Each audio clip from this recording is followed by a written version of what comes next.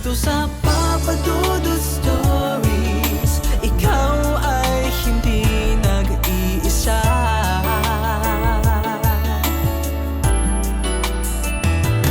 Dito sa Papa Dudut Stories, may nagmamahal sa'yo. Papa Dudut Stories, Papa Dudut Stories. Dear Papa Dudut, sa lahat po ng mga nakatutok ngayon, huwag kalimutan na mag-like, mag-share at mag-subscribe.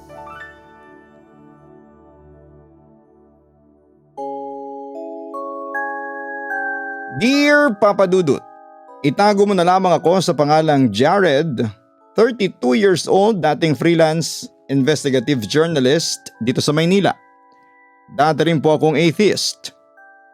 Alam kong sanay ka sa mga sulat tungkol sa mga bigong pag-ibig, pamilyang nagkakasamaan ng loob o kaya ay mga sikretong relasyon. Pero ang ipinapadala ko sa iyo ngayon ay hindi kwento ng puso.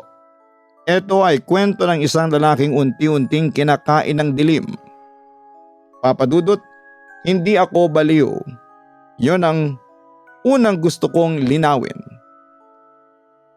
Alam ko ang mga doktor dito, tingin sa akin ay may matinding post-traumatic stress disorder o psychotic depression. Pero paano ba namang hindi? Natagpuan ako ng mga pulis sa isang gilid ng highway sa Rodriguez, Rizal. Nakatulala. Duguan ang muka at pilit na iniikot ang sarili kong leeg pabaliktad.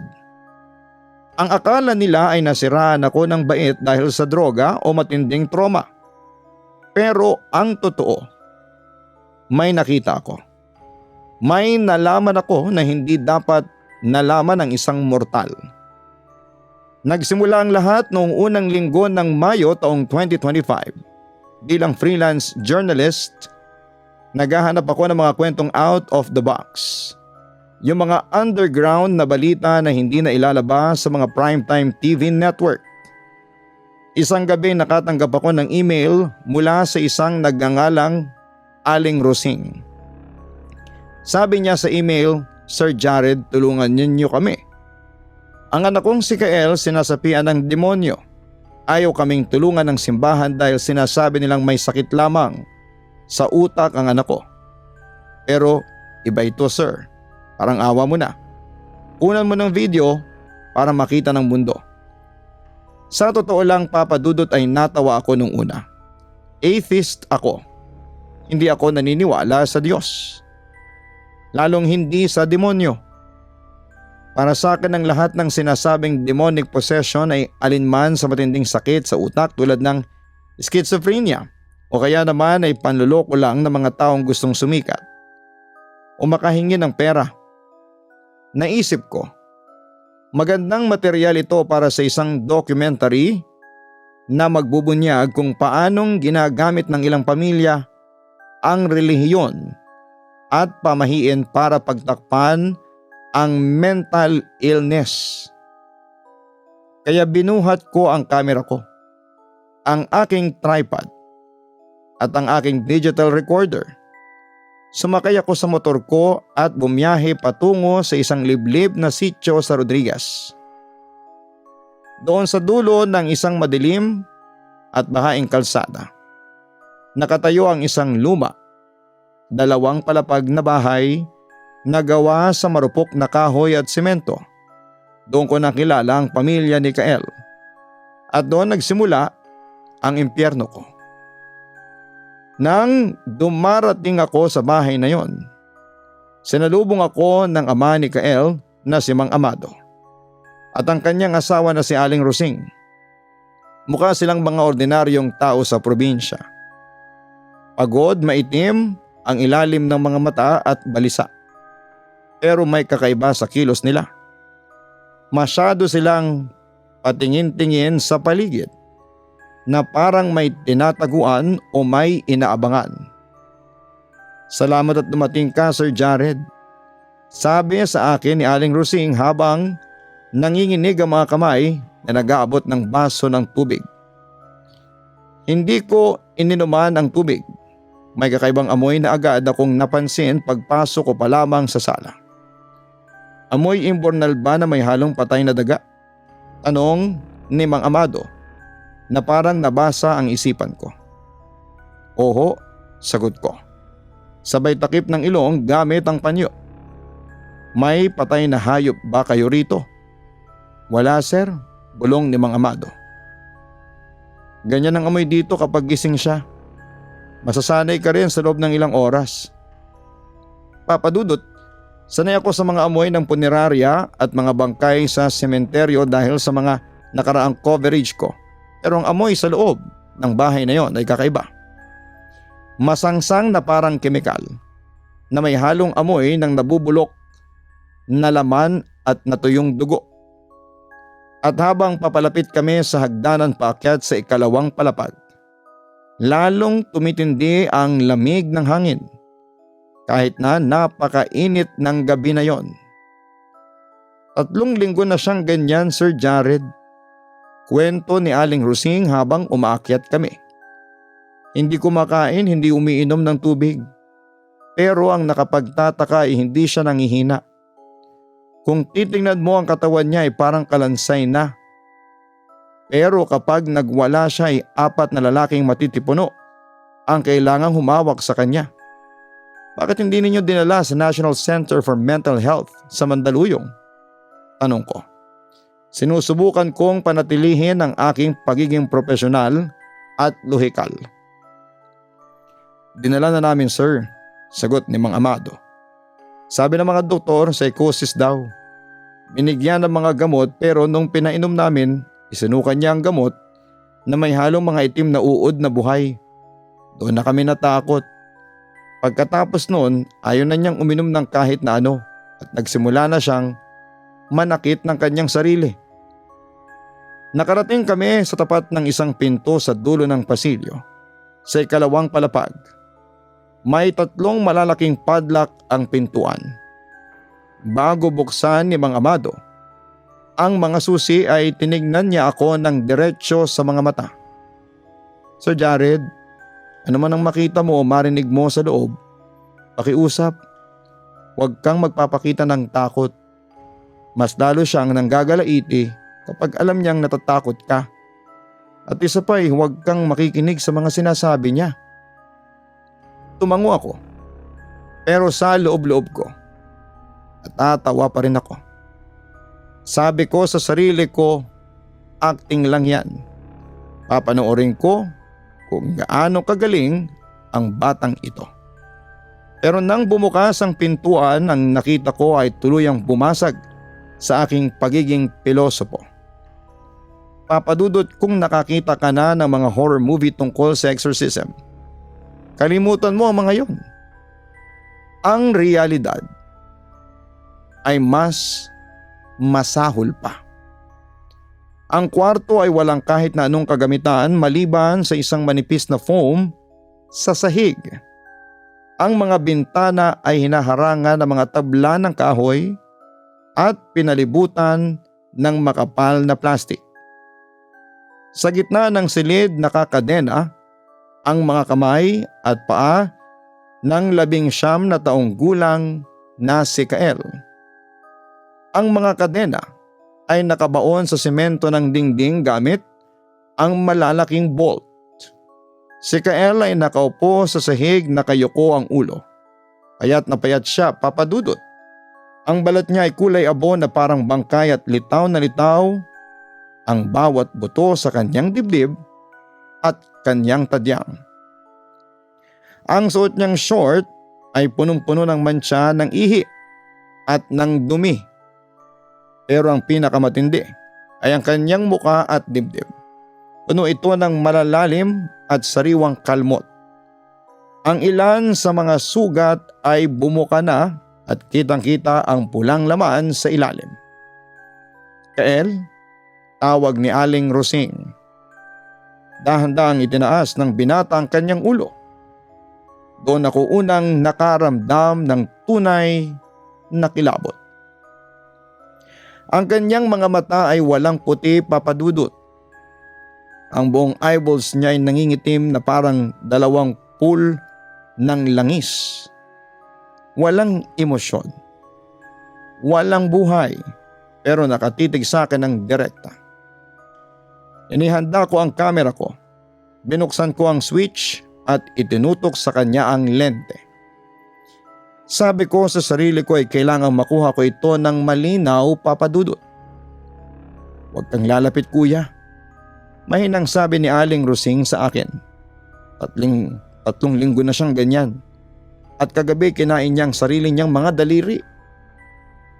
Itinutok ko ang focus ng camera sa mga kamay ni Kael.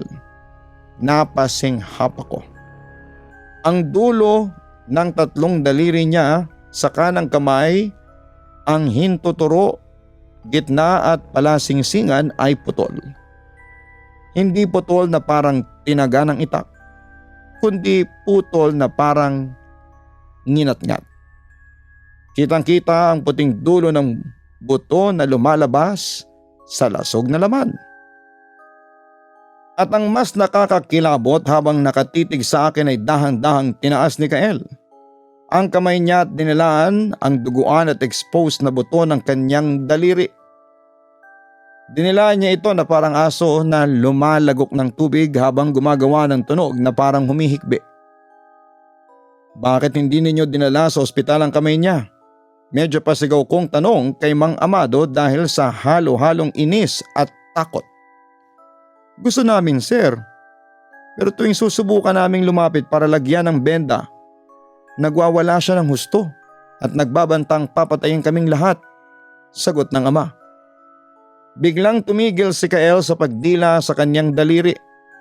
Ibinaba niya ang kanyang kamay, ang kanyang muka na kanina ay walang ekspresyon. Ay biglang nagbago, isang napakalawak na ngiti ang gumuhit sa kanyang mga labi. Napakalawak, Papa Dudut, na parang napunit ang balat sa gilid ng kanyang bibig. At doon nagsimula siyang magsalita. Ang boses na lumalabas sa bibig ni Kael ay hindi boses ng isang 19 na taong gulang na lalaki. At hindi lamang ito iisang boses. Kung nakarinig ka na ng 2 o 3 tao na nagsasalita ng sabay-sabay, sa magkakaibang tono ay ganon ang tunog nun. May boses ng isang matandang lalaki na gumuho. Ang boses dahil sa sigarilyo. May boses ng isang umiiyak at nagmamakaawang sanggol. At may boses ng isang baboy na kakatayin. Lahat ng iyon ay lumalabas sa isang lalamunan ni Kael. Jared, sabi ng boses. Ang dakilang mamamahayag, ang taong hindi naniniwala sa amin. Ang sarap ng dala mong kamera, masarap bang kunan ng kamatayan? Nanginginig ang kamay ko na humahawak sa kamera. Pero pinilit kong manatiling matatag. Sino ka? Ano ang ginagawa mo sa katawan ng batang yan? Tanong ko at sinubukan kong gayahin ang mga napapanood ko sa TV. Ang nilalang sa loob ni Kael ay humahalakhak. Ang halakhak niya ay parang tunog ng mga tuyong dahon na may halong bakal na kinakalmot. Hindi mo ba tatanungin ang mga kasama mo rito sa kwarto, Jared?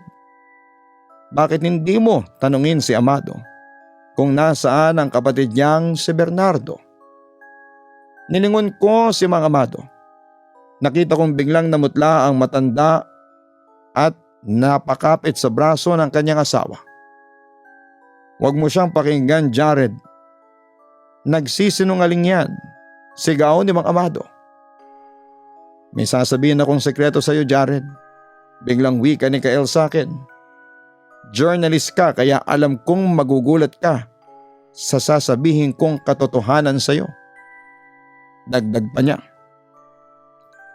Bagamat kinikilabutan, mas nanaig pa rin ang curiosity ko. Anong sikreto? Tanong ko. Sekreto ng dyablo. Pagpapatuloy ni Kael sa akin. Natatandaan ko noong kolehiyo ka. May theology subject ka. Kaya gumawa ka ng research paper tungkol sa katauhan ng Antikristo. Kahit na hindi ka naniniwala sa Diyos, alam kong interesado ka sa kalaban niya. Dagdag pa nito sa akin. Ano bang alam mo? Sige nga, sabihin mo sa akin. Paghahamon ko noon sa kanya. Ngumisi muna ito sa akin bago nagsimula. Alam mo ba na ipinanganak na ang Antichrist dito sa mundo? At magugulat ka kasi Pilipino siya. Bilang atheist noon, hindi ako naniniwala kay Kristo at lalo na sa sinasabing Antichrist. Pero umiral pa rin ang curiosity ko kasi pwede kong gawing scoop yon kapag nagkataon. Talaga? Sino siya? Anong pangalan niya? Kailan siya pinanganak? Nasaan na siya ngayon? Mga tanong ko sa kanya. Napangisi sa akin ng demonyong nasa katawan ni Kael. Pinanganak siya noong 2 ng Setyembre taong 1988 sa isang kilalang ospital sa Monumento, Caloocan.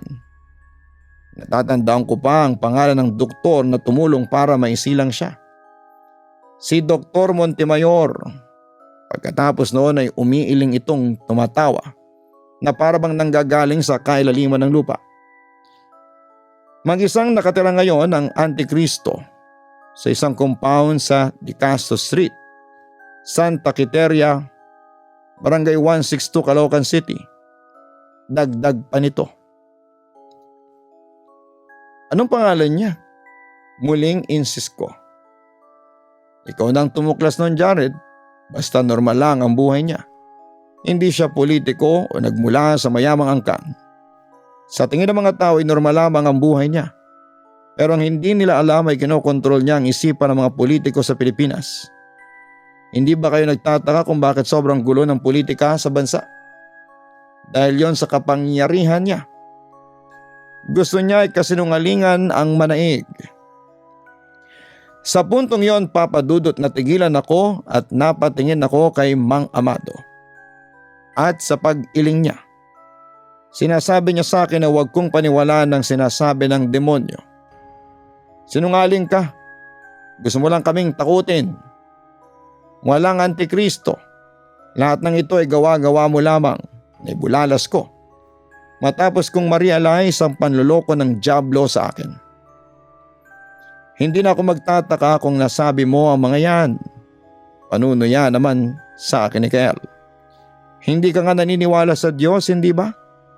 Sa Antikristo pa kaya? Wika, nasa baitawan ng malakas. Totoo man o hindi ang sinasabi mo, hindi kayo magwawagi sa kapangyarihan ng Panginoong Hesukristo. Buong tapang na pagdideklara ni Mang Amado.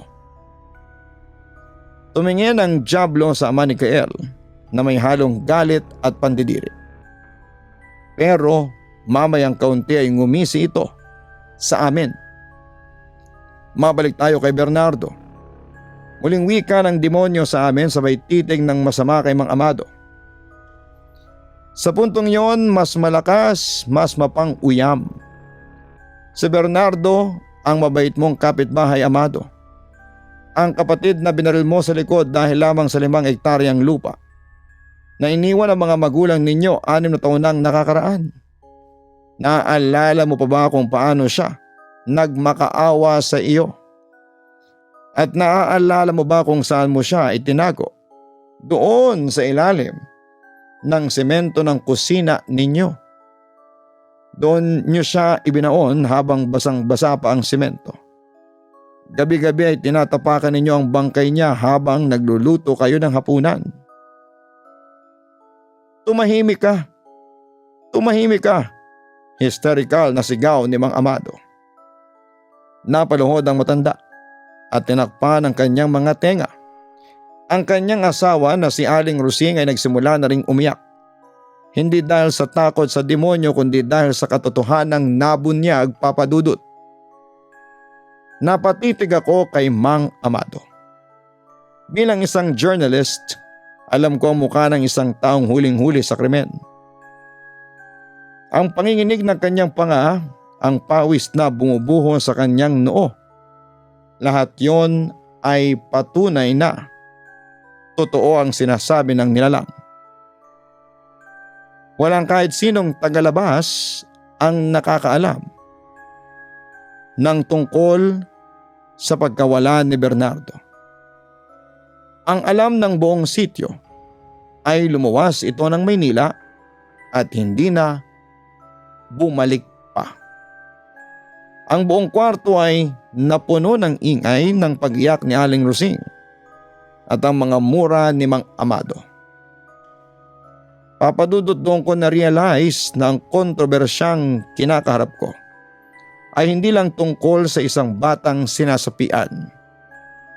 Ito ay tungkol sa isang buong komunidad na nabubulok sa ilalim ng mga kasalanan. At ang nilalang na ito ay narito para ilabas ang lahat ng dumi.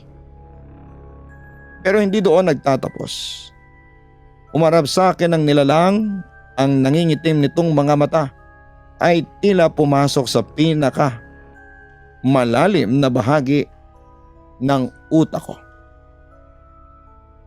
At ikaw, Jared, bulong ng boses. Sa pagkakataong ito, ang boses na umiiyak na sanggol ang naging mas matunog. Akala mo ba ay malinis ka? Akala mo ba ay naparito ka para sa katotohanan? O naparito ka para takasan ang sarili mong konsensya? Wala akong tinatago. Matigas kong sabi. Kahit na ang totoo ay nagsisimula ng mga tog ang mga tuhod ko. 5 taon nang nakakalipas, Jared, sabi ng boses ng sanggol, na ngayon ay tila may kasamang tunog ng tumitibok na puso. Isang gabi sa isang madilim na klinika sa Quiapo. Kasama mo si Melissa. Naaalala mo ba si Melissa? Ang babaeng nagsabing buntis siya sa iyo. Pero dahil natatakot ka sa responsibilidad dahil ayaw mong masira ang nagsisimula mong karera bilang journalist, binigyan mo siya ng 5,000 piso. Sinamahan mo siya sa tadtara ng mga bata. At ang sanggol, ang anak mong lalaki pinangalanan mong si Gabriel sa isipan mo bago siya tuloy ang pumatak sa basurahan bilang piraso ng basang laman. Nabitawan ko ang aking kamera, Papa Dudut. Bumagsak ito sa sahig at narinig ko ang pagkabasag ng lente nito. Walang ibang nakakaalam noon, kahit ang mga magulang ko, kahit ang mga pinakamalapit kong kaibigan, walang nakakaalam ng tungkol sa pinalaglag na anak namin ni Melissa. Si Melissa ay nagpakamatay 2 taon pagkatapos ng insidenteng yon dahil sa matinding depression. Ang pangalang Gabriel ay isang pangalan na lihim kong idinadalangin sa gabi kapag inaatake ako ng guilt. Isang pangalan na kailanman ay hindi ko binigkas ng malakas sa kahit na kanino. Ang sarap ng lasa ng dugo ng bata, Jared. Uyam ng boses habang humahalakhak. Si Kael ng napakalakas. Hanggang sa lumabas ang laway na may halong dugo sa kanyang bibig. Gusto mo bang tikman ang sa anak mo? Narito siya sa loob ko. Sumisigaw siya. Inatawag kanyang papa. Tumahimik ka, hayop ka, tumahimik ka, sigaw ko. Nawala na ako ng kontrol, ang aking pagiging journalist, ang aking lohika, ang aking atheism. Lahat yon ay natunaw sa 1 segundo. Ang kaharap ko ay hindi isang taong may sakit sa utak. Ang kaharap ko ay ang mismong kaaway ng tao. At noon na nga nagsimula ang brutal na bahagi ng gabi na yon. Isang bagay na kahit na anong pilit kong barahin, sa isipan ko ay patuloy na naglalaro gabi-gabi sa mga panaginip ko. Biglang binaluktot ni Kael ang kanyang katawan. Hindi ito normal na paggalaw ng tao. Ang kanyang mga kamay at paa na nakakadena ay nananatiling nakadikit sa dingding. Ngunit ang kanyang katawan ay umaangat sa hangin na nakabaluktot pabaliktad sa tinatawag na bridge position. Ang kanyang tiyan ay nakaturo sa kisame habang ang kanyang likod ay nakabaliko sa paraang dapat ay nabali na ang kanyang spine. Narinig ko ang sunod-sunod na tunog ng pagkabali ng mga buto. Crack, crack, crack. Parang mga tuyong kahoy na inaapakan. Ngunit sa kabila ng tunog na yon, hindi sumisigaw sa sakit si Kael. Patuloy siyang humahalakha. At ang mas nakakakilabot habang ang kanyang katawan ay nakaharap sa kisame sa baliktad na posisyon. Ang kanyang leeg ay dahan-dahang umiikot. Umiikot ito pakaliwa, dumaan sa balikat at nagpatuloy hanggang sa marating ang buong 180 degree. Ang mukha niya ngayon ay nakaharap na sa amin habang ang kanyang katawan ay nakatalikod. Ang kanyang leeg ay mukhang pinirat na basahan dahil sa tindi ng pagkakapilipit ng balat at mga kalamnan. "Tingnan mo ko, Jared," sigaw ng nilalang. Sa tindi ng puwersa ng kanyang pagwawala, ang mga kadena sa kanyang mga pulso ay nagsimulang humila ng pabalik. Dahil sa payat ng kanyang katawan ay bumaon ang bakal ng kadena sa kanyang balat. Nakita ko, Papa Dudut, sa mismong dalawang mata ko kung paanong napunit ang balat sa kanyang mga pulso. Lumabas sa mga puting litid at sa isang malakas na hila ni Kael ay tuluyang nahiwang laman hanggang sa buto. Umagos ang napakaraming kulay itim at malapot na dugo sa sahig. Ang amoy ng kwarto ay lalong naging masangsang, nakakasuka at parang amoy ng acid na sinusunog ang laman. Si Aling Rosing ay mabilis na kumuha ng isang bote ng plastic na may lamang tubig. "Sa ngalan ng Ama, ng Anak at ng Espiritu Santo," isinigaw niya habang isinasaboy ang tubig kay Kael. Nalaman ko na lang kalaunan na ang tubig na yon ay hindi galing sa simbahan. Binili nila yon sa isang kulto sa kabilang bayan sa halagang 20,000 piso sa pag-asang makakapagpalayas ito ng masamang espiritu. Nang tumama ang tubig sa mukha ni Kael, walang nangyaring milagro. Lalong tumawa ang nilalang. Ginamit ni Kael ang kanyang mga natitirang ngipin para kagatin ang sarili niyang dila. Dinig na dinig ko ang tunog ng pagkagat ng ngipin sa laman. Ginangat-ngat niya ang sarili niyang dila ng paulit-ulit habang umaagos ang dugo sa kanyang baba. Sa isang malakas na kagat ay tuluyang naputol ang kalahati ng kanyang dila. Isang malaking piraso ng dugo ang karne ang nahulog sa sahig, Papa Dudut. Ngunit ang mas matindi ay dinakot niya ang pirasong yon gamit ang dugo ang kamay at inihagis ng direkta sa mukha ng kanyang ina.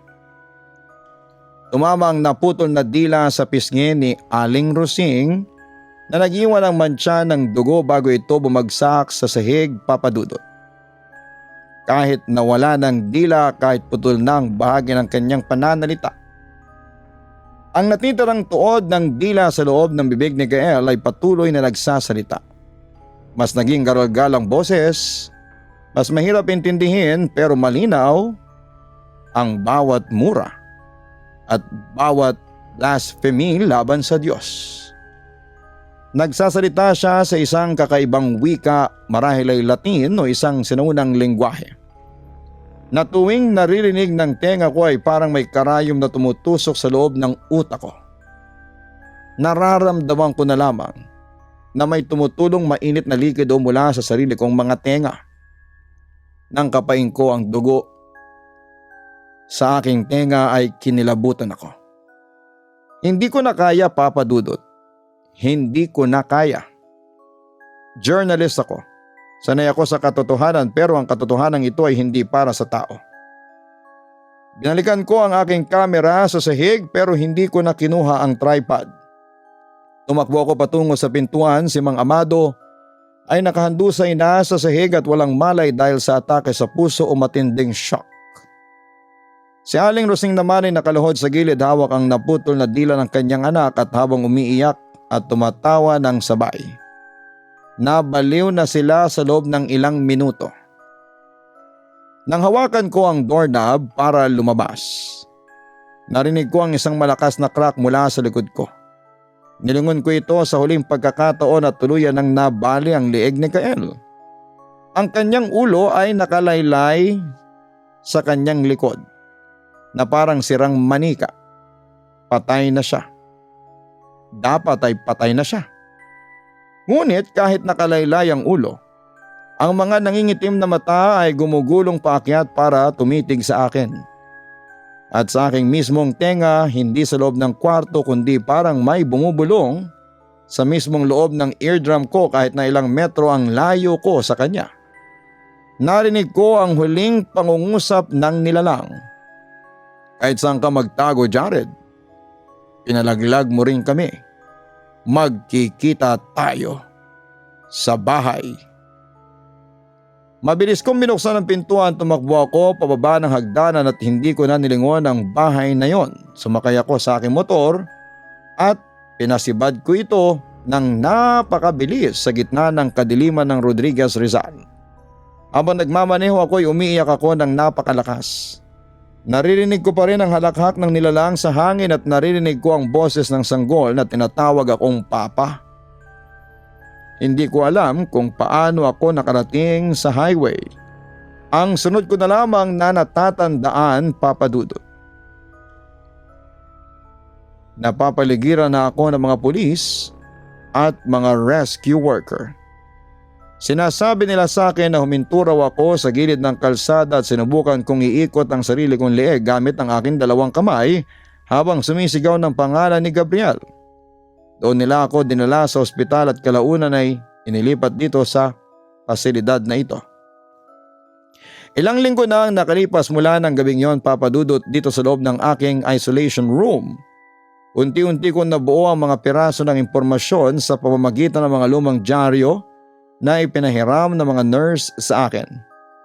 Nabalitaan ko na 3 araw matapos ang pagtakas ko ay pinasok ng mga pulis ang bahay ng pamilya ni Kael dahil sa inulat ng mga kapitbahay na napakabahong amoy na lumalabas mula doon. Ang nadatna ng mga otoridad ay isang eksena na mas malala pa sa kahit na anong massacre. Patay na silang lahat, si Mang Amado, si Aling Rosing at si Kael. Pero ayon sa ulat ng medico legal, hindi sila pinatay ng kung sinong tagalabas at hindi rin sila namatay dahil sa pinsala ng kadena. Ang sanhi ng kamatayan ng mag-asawa ay matinding pagkasira ng panloob na organ. Kinain nila ang isa't isa, Papa Dudut. Natagpuan sa loob ng tiyan ni Mang Amado ang mga piraso ng laman ng kanyang asawa at ganoon din si Aling Rosing. At ang katawan ni Kael, wala na itong lamang loob. Ang kanyang sariling mga organo ay hilaw na kinain ng kanyang mga magulang habang buhay pa silang lahat. Natagpuan din ng mga pulis ang bangkay ng kapatid ni Mang Amado na si Bernardo sa ilalim ng semento ng kusina, eksakto sa sinabi ng nilalang. Pero hindi yon ang dahilan kung bakit ako sumusulat sa inyo ngayon. Nang may matinding takot, Papa Dudut. Ang dahilan kung bakit hindi ako makatulog gabi-gabi. Kahapon ay binisita ako ng aking doktor, si Dr. Alcantara, at may dala siyang isang brown envelope. Ang sabi niya, Jared, may nag-iwan ito sa reception desk para sa iyo. Isang babaeng nagngangalang Melissa. Napatigil ang tibok ng puso ko. Ang sabi ko, Dok, imposible yan. Patay na po si Melissa, 2 taon na siyang patay. Tinignan ko ang doktor at nakita kong may awa at pagtataka. Hindi ko alam, Jared, pero sabi ng receptionist, isang babaeng maputla ang nag-abot nito. At may kasama siyang isang maliit na batang lalaki na nakahawak sa kamay niya. Sabi ng bata, ibigay daw ito sa papa niya.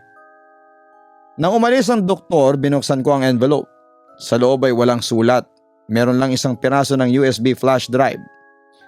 Ipinasok ko ito sa laptop na pinahiram sa akin para sa aking therapeutic writing. Ang laptop na ginagamit ko ngayon para isulat ang email na ito.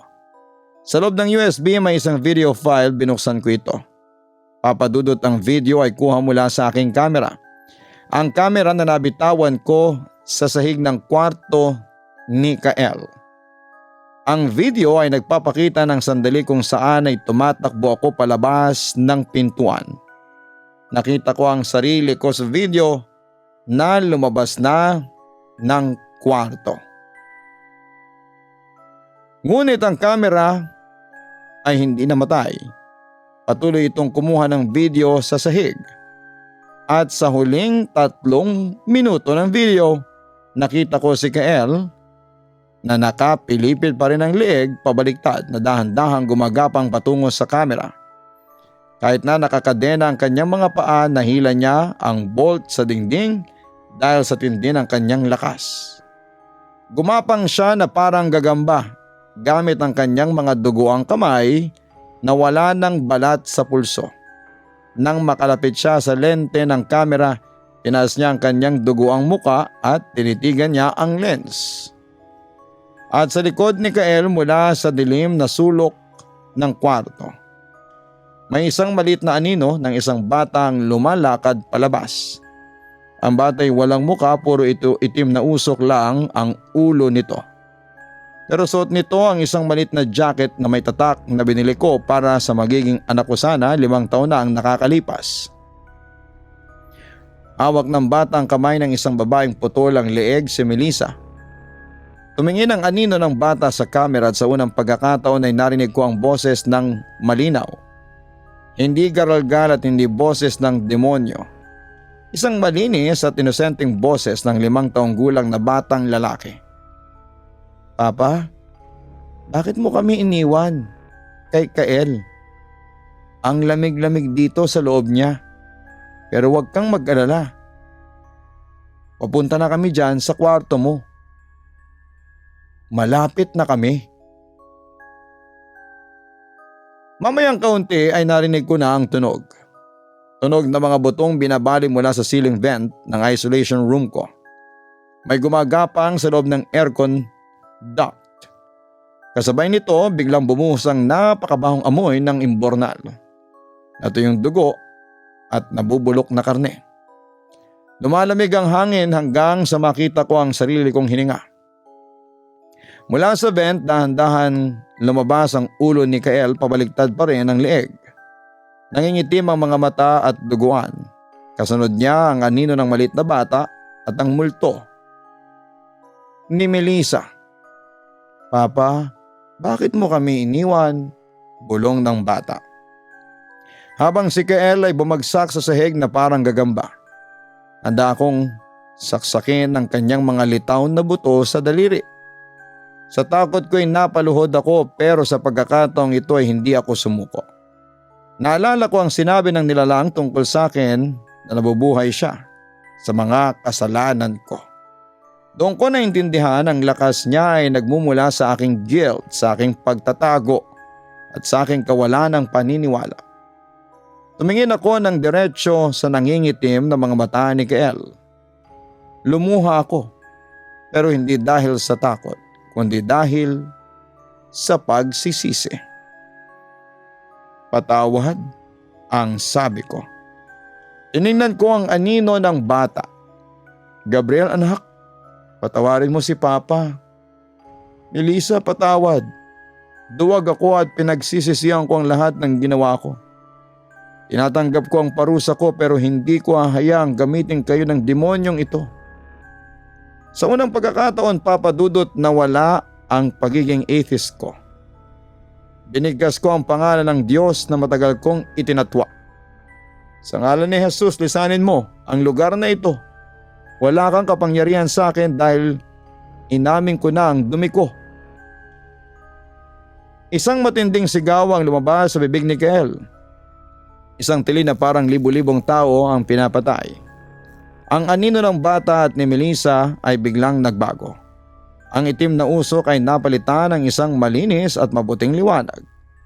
Ngumiti ang anino ng aking anak bago sila tuluyang naglaho sa hangin.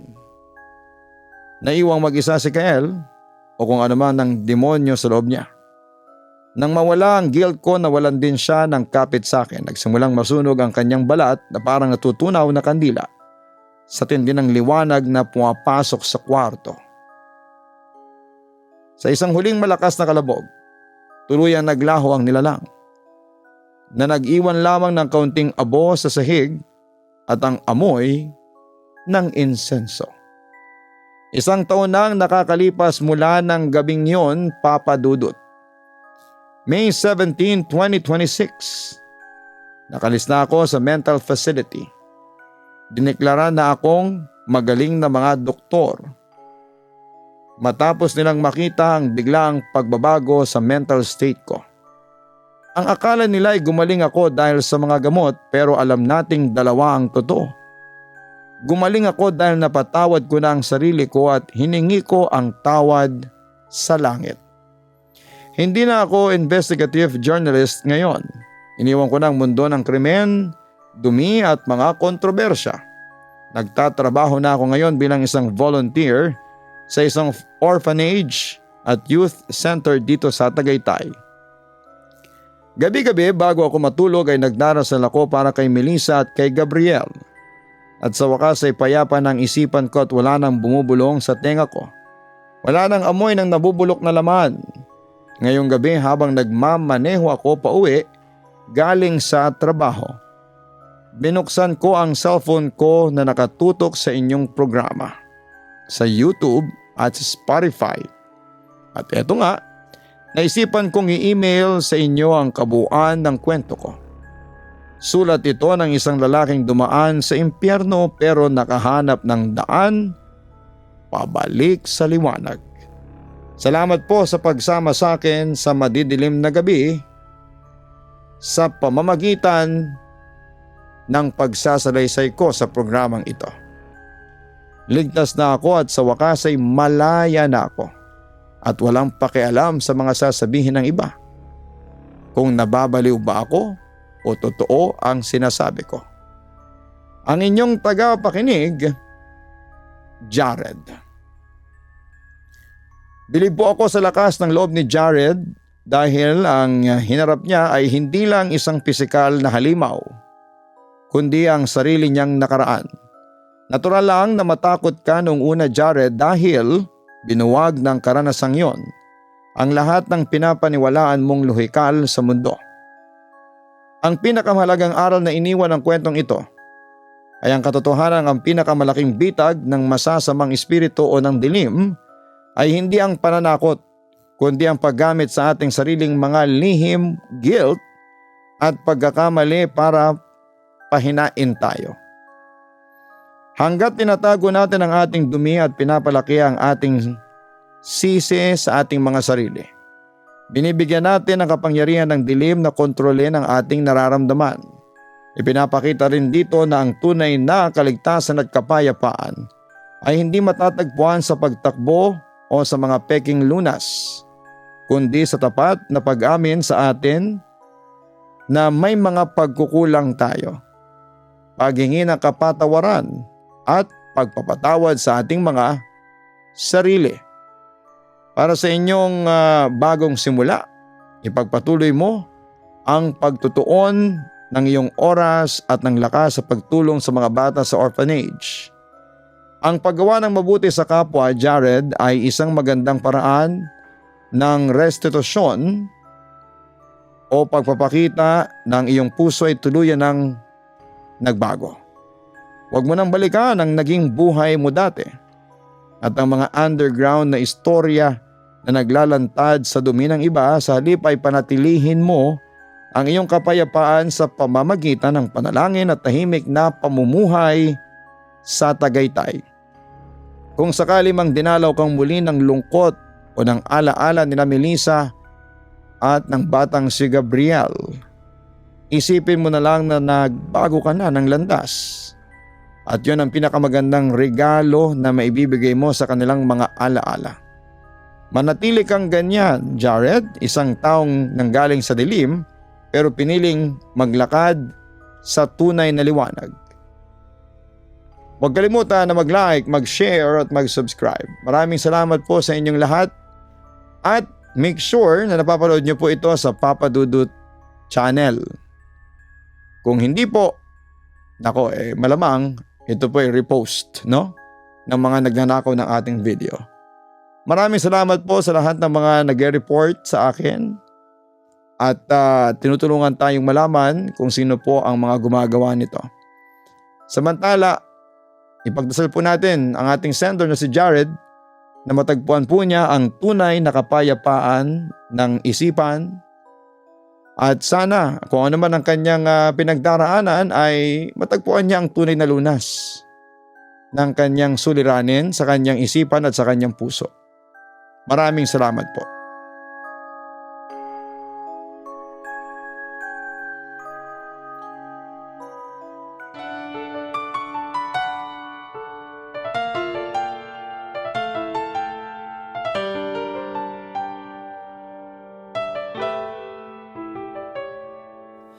Ang buhay ay mahiwaga, laging may lungkot at saya. Sa Papa Dudut Stories, laging may karamay ka.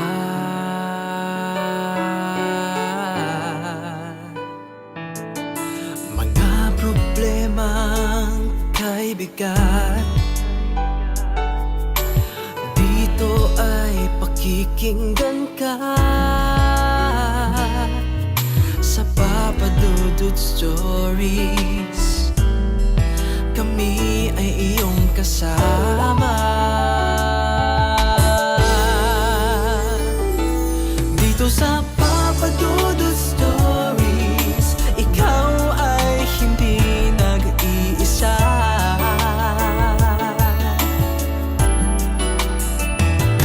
Dito sa Papa Dudut Stories, may nagmamahal sa'yo. Papa Dudut Stories, Papa Dudut Stories, Papa Dudut Stories.